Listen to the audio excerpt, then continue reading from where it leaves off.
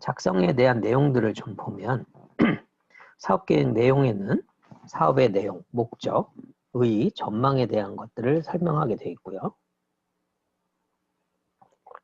가급적이면 하시는 사업들, 하려고 하는 사업들이 어떤 기대 효과가 있는지를 좀 설명하는 게 좋아요. 투자자들이든 공공기관이든 이 기대 효과가 더 큰 매력의 요인이니까요. 그래서 기대 효과를 극대화하기 위해서 어떤 부분을 또 도와줄 수 있을까, 이런 부분을 살펴보기 때문에 처음에 사업 계획에서는 중심을, 사업 목적도 중요하지만 기대 효과를 목적에다 어떻게 녹여 넣을까, 이제 그렇게 보시는 게 효율적이라고 생각이 됩니다. 또 창업자는 어떤 레퍼런스를 가지고 주주 현황이나 지분율 이런 부분들을 잘 정리해서 설명해 주기를 원하고요. 그다음에 상품성이나 기술성에 대한 부분들, 기술이 현재 우리가 가지고 있는 게 뭐 연구개발 쪽에서 많이 쓰는 게 TRL이잖아요. 기술의 위치들 수준을 먼저 살펴보고 몇 단계인지, 또는 이게 뭐 상용 제품인지 보급형인지, 아니면 원천 기술에 가까운 건지, 아니면 지금 상상하고 있는 기획형 기술인지, 뭐 이런 것들 투자자들은 다 알고 싶어 하지만 기업체는 그거 다 얘기해주면 신비감이 사라질 수 있어서 이 부분들을 조금씩 구별하는 걸 권장을 드립니다. 그 다음에 시장성 분석이라는 부분들은 이게 이제 완전 자유롭죠. 시장 규모도 알 수도 없고 그걸 또 딱 디테일하게 설명하는 자료도 없기 때문에 상상의 내용을 객관화하는 작업으로 전환하는 항목이에요. 이게 제일 어려워하시고 제일 불편해하시는데 이 부분이 답이 없기 때문에 실제로 작성할 때는 되게 마음 편하거든요. 틀렸다라고 얘기할 수 있는 사람이 아무도 없어요. 좀 다르게 보는 거구나 이 정도라서. 그럼에도 불구하고 가장 객관적으로 가려면 경쟁사, 동종업계 현황 정도는 끌고 와야 되고, 그 중에 우리가 시장 점유율을 얼마 정도라는 게 현실적이냐. 거의 독과점으로 하고 있는 시장에서 우리가 60% 잠유하겠다. 그건 현실적이지 않잖아요. 네, 그 안에서 우리가 어느 정도 룸을 차지할 수 있을까? 그게 여러 가지 근거 자료 또는 내부의 캐파를 근거로 설명해 주는 걸 요구합니다. 그 다음에 생산 자재 계획, 소요 계획, 이게 이제 비용이 들어가는 구조니까 투자자들한테는 이 부분을 돈이 많이 들어가니까 많이 달라고 할 거고, 내부적으로는 이렇게 많이 드니까 최대한 적게 쓰라고 얘기하겠죠. 네. 그래서 보여주는 내용하고 내부에서 관리하는 내용이 약간 달라질 수 있는 항목입니다. 판매 계획은 이제 출시가 되고 나면 어떤 가격 정책, 이게 이제 꽃이죠. 그리고 하나 놓치지 말아야 될 게 AS 정책이에요. 사후 관리. 고객을 어떻게 유지 관리할 것이냐. 애프터 서비스라는 부분들이 매우 신중하게 적용이 되고 있습니다. 왜냐하면 제품을 판매하고 나면 가장 골치 아픈 게 제품을 잘 만들어서 유통까지는 했어요. 유통은 했는데 기업체들의 반응이나 또는 기업체들의 퀄리티 관리 때문에 반품이라는 이슈가 자꾸 생겨요. 그리고 수리에 대한 이슈가 생기는데 그 부품을 다 뜯어가지고 다시 분해서 조립하는 비용보다 그냥 신제품 갖다 주는 게 더 싼 경우도 있거든요. 아이폰은 그렇게 하고 있거든요, 지금. 부품들을 다 고쳐야 되는데 그걸 뜯어가지고 다시 밀봉하고 실링하고 이 시간에 공급 비용 대비 그냥 제품을 그냥 주자. 네, 이런 것들도 있어서 약간은 재고를 더 관리하는 거예요. 네, 이런 것들 때문에 사후 AS 계획이 어떻게 설정되느냐에 따라 약간 재고율 관리, 네. 재고율 관리를 어떻게 할 것인지도 화두가 자꾸 되는 것 같아요. 예전에는 물론 이제 하드웨어적인 제품에 대한 얘기겠죠. 소프트웨어적인 거는 좀 특이한 게 있는 게 소프트웨어를 주고 나면 사람들이 사용하다가 이거 오류인데요? 저거 오류인데요? 많이 쓰면 좋을 거라고 생각해서 많이 배포하면 많은 요구사항이 개인의 성향에 따라 많이 요청이 돼요. 그럼 그걸 반영하는 과정이 생각보다 개발자가 많이 들어갈 경우가 있어요. 그래서 1,000원짜리 어플리케이션 팔았는데 이건 안 돼요, 저건 안 돼요, 왜 이건 안 돼요, 이런 건 안 되나요? 이런 식으로 이제 댓글이 하나 붙으면 많은 사람들이 저도요, 저도요, 저도요 이렇게 붙여버릴 거 아니에요. 그러면 개발해야 돼요. 그러면 중고급 개발자가 투입이 될 텐데 그렇다고 제품 1,000원짜리 어플리케이션을 10,000원 그럼 다 떠날 거 아니에요. 그럼 다음에 하는 걸 1,000원, 1,100원 네, 그렇게 받을 수 있을까요? 업데이트 비용을 안 받는 경우가 많거든요. 이때부터 손실이 나요. 그래서 AS 계획이 생각보다 초반에 고민을 많이 해놔야 되는 항목으로 요즘 부상이 많이 되고 있어요. 네. 흥행은 성공은 했지만 사업에 손실이 나는 항목이 저 AS 쪽에서 많이 벌어지고 있답니다.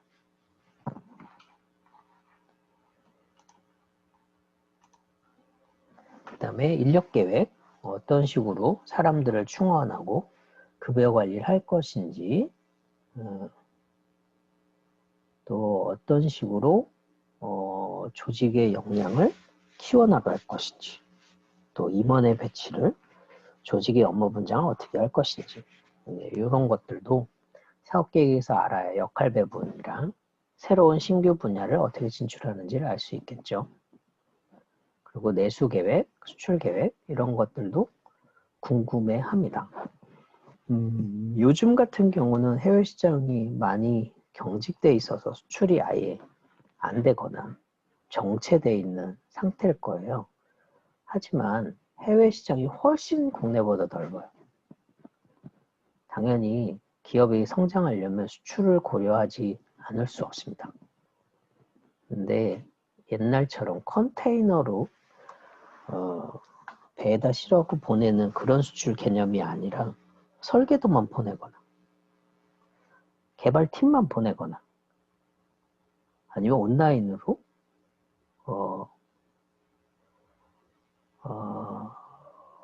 마트? 온라인으로 제품을 송달해 주거나 사용권을 열어주거나 URL을 열어주거나 사이트를 만들어 주거나 뭐 이렇게만 해서도 유통이 되는 경우가 요즘 많아졌잖아요. 네, 그쪽이 온오프 믹스가 막 벌어지고 있는 분야이기도 합니다. 그래서 많은 투자자들이나 소비자들이 국내외 스탠다이드제이션 돼 있는 표준화되어 있는 제품들을 같이 쓰기를 원해요. 예전에 지금은 좀 많이 나아지긴 했지만 현대자동차 같은 경우, 대우자동차 같은 경우는 내수용 자동차하고 수출용 자동차의 부품이 달랐어요. 그 내수 소비자들 입장에서는 불만의 요소이기도 했고요. 훨씬 좋은 안전한 부품들이 많이 들어있는 자동차는 수출하고 내수용보다 싸게, 내수는 위험도가 훨씬 높음에도 불구하고 비싸게 애국심으로 사라고 얘기하는. 네, 그게 맞냐 안 맞냐 뭐 결과적으로는 좀 설왕설래 할 수 있는 주제이긴 합니다만 이제는 소비자 입장에서는 너무 이렇게 애국심, 국뽕에 관련된 자극을 하는 게 잘 먹히지 않는 시대가 된 것 같다. 피로도가 좀 높다. 네, 그래서 내수와 수출에 대한 계획을 하나로 묶어서 고민하는 경우들이 요즘은 많아진 것 같습니다. 비용 계획 당연히 봐야 되겠죠. 뭔가 체계적으로 가려면 투입 비용들이 여러 개여야 될 테니까요. 차근차근 비용을 줄일 수 있는 계획도 있어야 될 거고, 그 다음에 경비가 증가됨에도 불구하고 효율적으로 어떻게 운영하는지, 그 다음에 여기에 지금 조금 빠져 있지만 세무와 관련된 개념들도 좀 필요해요. 그래서 납세 관련된 것들 좀 고민을 해봐야 될 것 같습니다.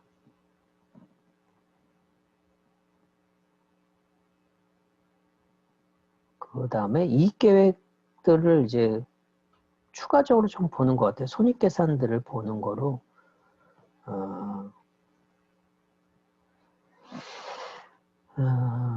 투자, 내부적으로는 이익계획이라는 게 마진 관리를 하는 거죠. 그 얼마 넣고 얼마 벌 거냐, 이제 순이익 관리, 영업외 이익 관리라는 걸 하게 되는데,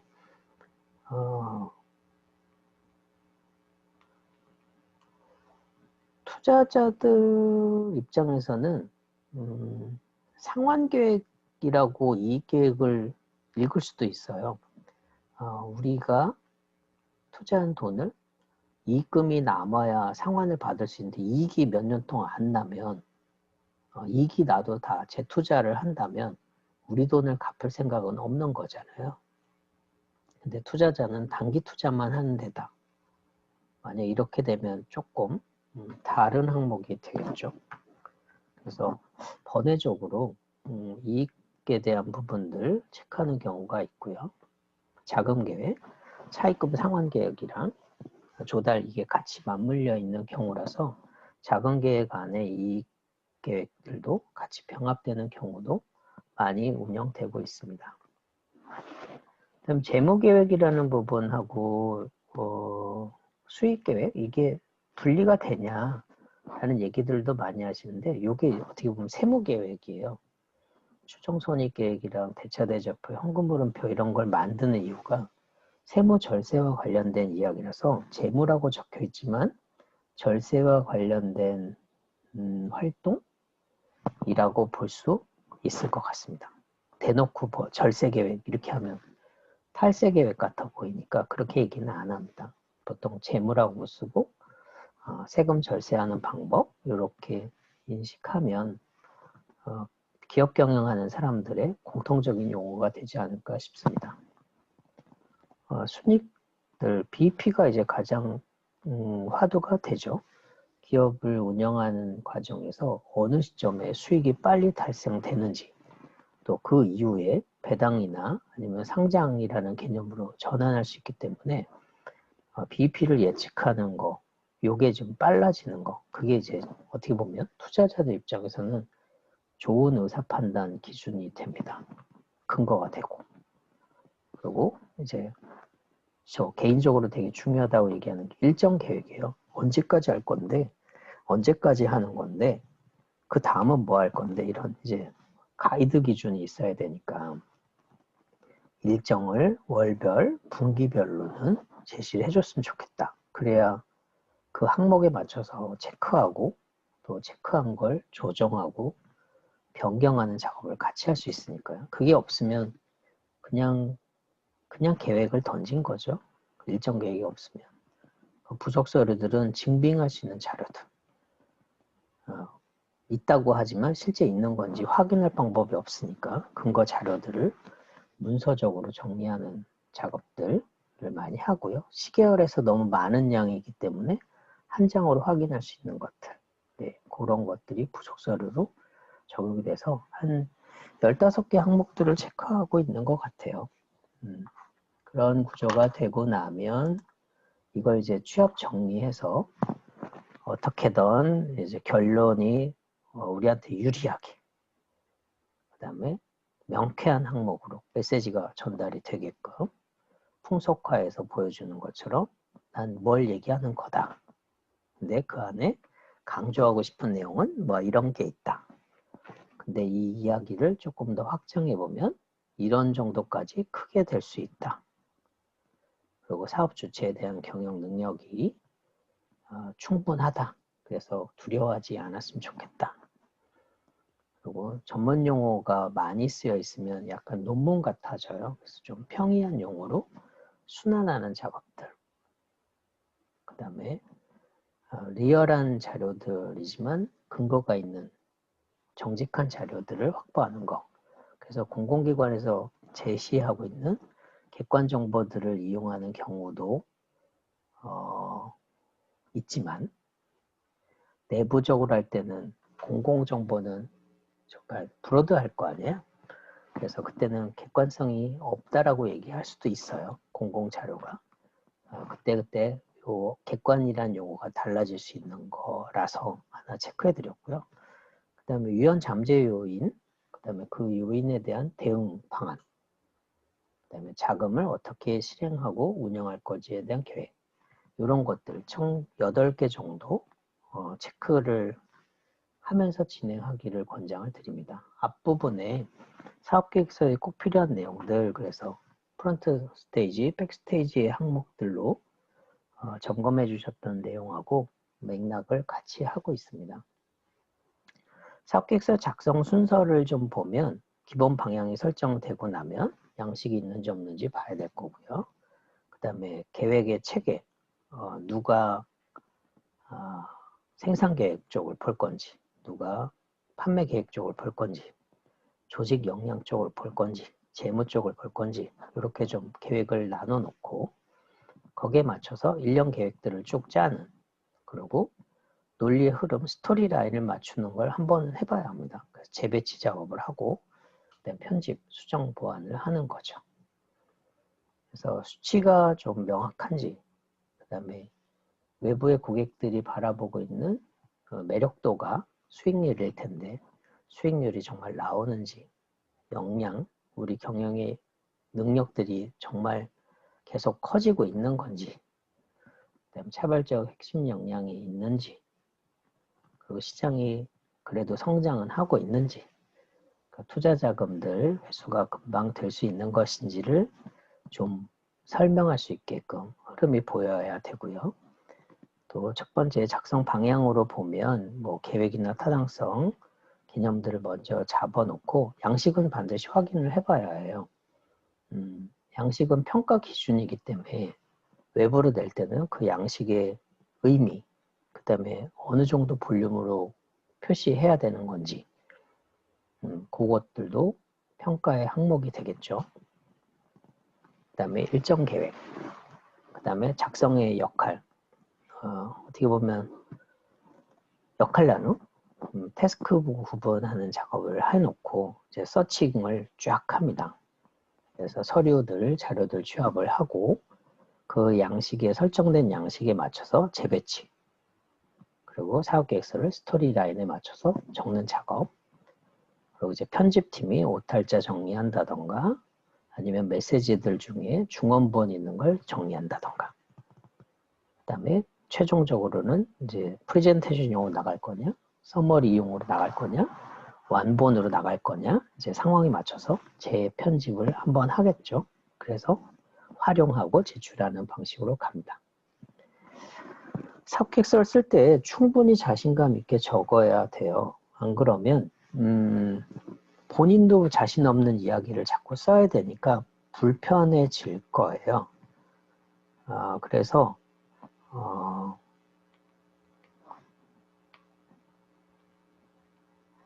어찌 됐건 우리가 좀 핸들링할 수 있는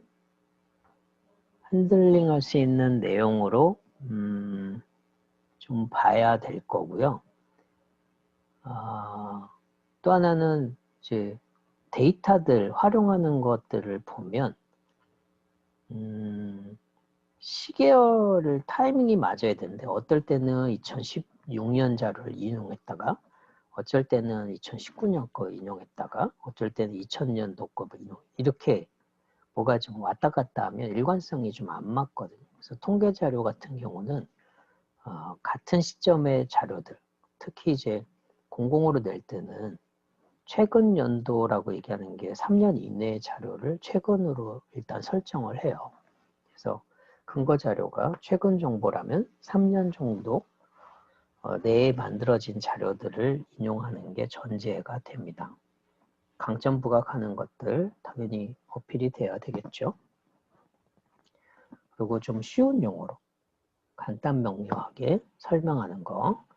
그 다음에 이 사업이 한 번 하고 끝나는 게 아니라 단계별로 마일스톤이 있구나. 살아있는 정보구나 라는 것들을 인식시켜 주는 게 좀 중요하고요.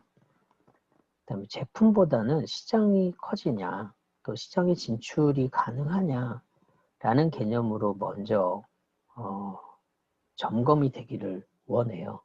투자자들은 또 임원들은. 제품 개발은 그거 한번 만들어 놓고 나면 안 쓰면 끝이잖아요. 근데 시장은 금방 안 바뀌거든요.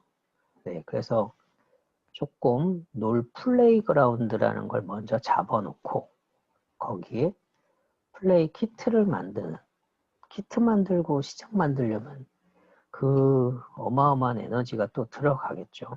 네, 그렇게 하기보다는 이미 놀 수 있는 공간, 마당이 설정되어 있는 곳을 발견하는 게 더 중요합니다. 그 다음에 경영진 우수성을 어필하는 거, 그게 이제 내공이겠죠. 이 내공은 비공식적으로 또는 그냥 통념적으로 90점 정도? 반 정도라고 보는 것 같아요. 대표가 누구냐에 따라, 경영진이 누구냐에 따라 믿고 간다. 또는 당연히 성장한다. 뭐 이런 것들을 보는 거죠. 왜냐하면 그 사람의 백그라운드가 있고 그 다음에 그들이 운영하고 있는 클럽들이 있을 테니까 그 교섭력이라는 게 무시할 수 없거든요. 시장이 매력적이어야 되는 거 앞에서도 잠깐 얘기했지만 저는 한 15% 정도 성장이 되는 분야 그 부분이 이제 매력이 있다고 얘기를 하고 있고 요즘 같은 경기 뭐 2%대 성장률인 상황인데 통상적으로 4%, 5% 정도 성장하는 시점에 3배율을 많이 적용했었거든요. 그래서 5% 성장, 평균 5% 성장한다고 하면 산업이 15%, 20%, 3, 4배까지 올라가니까 근데 지금 2%대니까 한 6% 또는 한 10%이 정도도 지금 상황에서는 매력적인 거죠. 그런데 옛날 기존의 방식으로 보면 절반으로 무너져 있는 거니까 투자자의 매력도 절반으로 줄어 있는 거가 돼요. 그러니까 회복하는 그런 계획들이 많이 필요한 거죠. 그래서 통상 3배, 4배 정도 볼륨이 커지는 정도의 시장이 조직이 커지고 들어가서 큰 파이를 나눠 먹을 수 있는 사이즈가 된다. 네, 통념적으로 그 정도 비율을 매력시장이라고 많이 설정하고 있습니다. 자사의 경쟁력들 기술력으로 할 건지 아니면 내부 역량, 조직력으로 경쟁력을 어필할 건지 또는 자원 확보, 시장을 얼마나 갖고 있고 우리가 어떤 운영 자원들을 운영하고 활용할 수 있는지 이런 것들이 다 경쟁력이 될 거예요. 많이 보는 것들이 합리적 재무계획. 그래서 합리적이라는 용어가 자꾸 들어가는 게 재무라 읽고 절세라고 해석한다고 했었잖아요. 근데 그게 합리적이지 않으면 불법이에요. 그래서 합리적인 재무계획이라는 용어를 많이들 이용하시는데 해석을 해드리면 합리적인 절세계획 이렇게 보면 단어의 용어가 쓰임이 명확하게 보일 겁니다. 좋은 사업계획서는 핵심 내용부터 보여준다는 것들이 좀 특이해요. 샘플로. 다양한 회사들 보면 서머리 대가 안에 메시지가 확 들어가고 또 그 골격을 전제로 누가 만들 건데, 어떻게 만들 건데, 언제까지 할 건데, 왜 하는데, 그러고 나면 어떤 효과가 있는데, 이득은 뭐 이렇게 설명을 하는 거로 어떻게 보면 마인드맵이라고 하나요? 요즘 마인드맵 그리는 분들도 많던데 그렇게 이제 중심축을 놓고 골격을 만들어가는 방식으로 좋은 사업계획서들이 구성이 돼 있다라는 점. 그 다음에 절대로 사업계획서 작성을 타인에게 맡기진 않는다. 모르는 사람이 쓰기 시작하면 산으로 간다. 물론 전문가의 자문을 받는 거는 뒷부분에 스토리 라인을 잡을 때 어떻게 하면 좀 더 화려하게 보일 수 있을까, 데코레이션을 할 수 있을까. 그게 거짓말을 없는 정보를 막 펌프해가지고 붙인다는 개념이 아니라 이걸 전후를 바꾸면 이야기가 훨씬 좋을 것 같다. 뭐 그런 부분에 전문가 자문을 받는 거예요. 이걸 이제 해석을 잘못해가지고 데이터를 막 펌핑해달라. 뭐 억 단위인데 이걸 조 단위로 바꿀 수 있는 방법 없냐? 그냥 억 단위를 조로 바꾸면 돼요. 네. 그 전문가의 자문을 받을 필요가 없거든요. 근데 이제 자기는 자신이 없으니까 그 사람은 그렇게 썼다. 이제 이런 건데 전문가들이 그렇게 함부로 안 하거든요. 네, 그래서 스토리 라인 정도로 해석하시면 되겠고 너무 깊은 생각을 하지 않고 정리해 나간다고 역설적으로 설명을 드리는 게 사업계획서는 계속 변화되는 거예요. 진화되는 거라서 디테일의 함정이 생길 수 있어요. 너무 디테일하면 못할 것 같은, 네. 비현실적인 것 같은. 네. 물론 디테일하면 좋긴 한데 그 디테일함은 또 깨지기 위함이기도 하거든요. 그래서 역설적으로 너무 깊이 생각하지 않고 정리한 다음에 깊이 생각할 부분들을 찾아내자.